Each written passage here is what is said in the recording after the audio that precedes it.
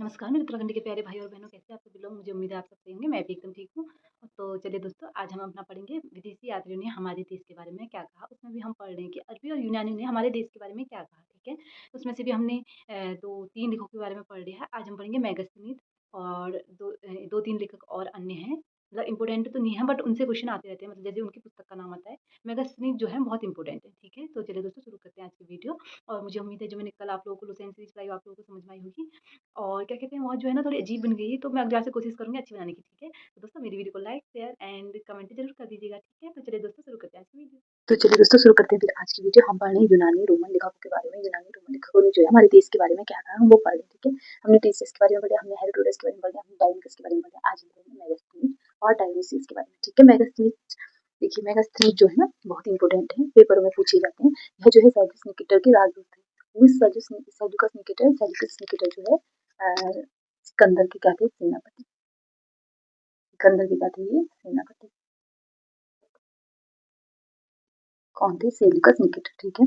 हुआ यूं कि जब सिकंदर अपने घर को वापसी की तो उन्होंने सेल्यूकस निकेटर को जो है अपना सारा कार्यभार दे दिया। तो उनका जो राजदूत है मेगास्थनीद, वो जो है चंद्रगुप्त मौर्य के कार्यकाल में आए थे, ठीक है? कब आए थे फिर मेगास्थनीद? चंद्रगुप्त मौर्य के दरबार में आए थे और उन्होंने अपनी पुस्तक कौन सी लिखी थी? Indica. This is important. Megasthenes की पुस्तक का नाम क्या है? इंडिया। और इसके बारे में जैसे यह जो है चंद्रगुप्त मौर्य के दरबार में आए, तो यहाँ पे जानकारी किसके बारे में दी थी? फिर मौर्य के बारे में जानकारी मिलती थी। मौर्य क्या थे, कैसे काम करते थे, किस तरह का वो जो है कार्य करते थे, ठीक है? तो अब पढ़ते हैं हम डायोनिसिस के बारे में। डायोनिसिस ये तो जरूरी नहीं है, टॉलमी फिलेटस के राजदूत थे। This is not important. हमारे इम्पोर्टेंट यह है कि किसके दरबार में आए। यह जो है अशोक के दरबार में आए, ठीक है? और डायोनिकस किसके दरबार में आए थे? अशोक के फादर के दरबार। अशोक के फादर कौन थे? बिंदुसार के दरबार में आए थे, ठीक है? दोस्तों यह जो है ये किसके राजा थे, मतलब किसके राजदूत थे, ये इंपॉर्टेंट नहीं होता। ये इंपॉर्टेंट है कि ये किसके दरबार में आए थे, ठीक है? तो हम अपना फिर से रिवाइज कर लेते हैं। मेगास्थनीज किसके दरबार में आए थे? चंद्रगुप्त मौर्य के दरबार में। डायोनिकस बिंदुसार के दरबार में और डायोनिसिस अशोक के दरबार में, ठीक है? आप ऐसे भी याद कर लीजिए। देखिए चंद्रगुप्त के बेटे कौन थे? बिंदुसार। बिंदुसार के दरबार में कौन आए? डायोनिकस। और बिंदुसार के बेटे अशोक थे। अशोक के दरबार में कौन आए? डायोनिसिस, ठीक है? अब बढ़ते हैं अपने अपने एक्स्ट्रा जो हमारे लेखक है यूनानी रोमन लेखक, उनके बारे में। ये तो जो है हमारे इंपोर्टेंट थे और दो लेखक ये भी हैं, इनकी पुस्तक जो है इंपोर्टेंट है। देखिए टॉलमी कौन थे? भारत यूनानी रोमन लेखक थे और इन्होंने क्या किया? भारत का भूगोल लिखी। यह बहुत इंपॉर्टेंट क्वेश्चन है, हमेशा पूछा जाता है, मतलब किसी न किसी रूप में पूछा जाता है। टॉलमी ने क्या लिखी? भारत का भूगोल लिखी। और पिलिनी जो है इन्होंने क्या लिखी? Natural history.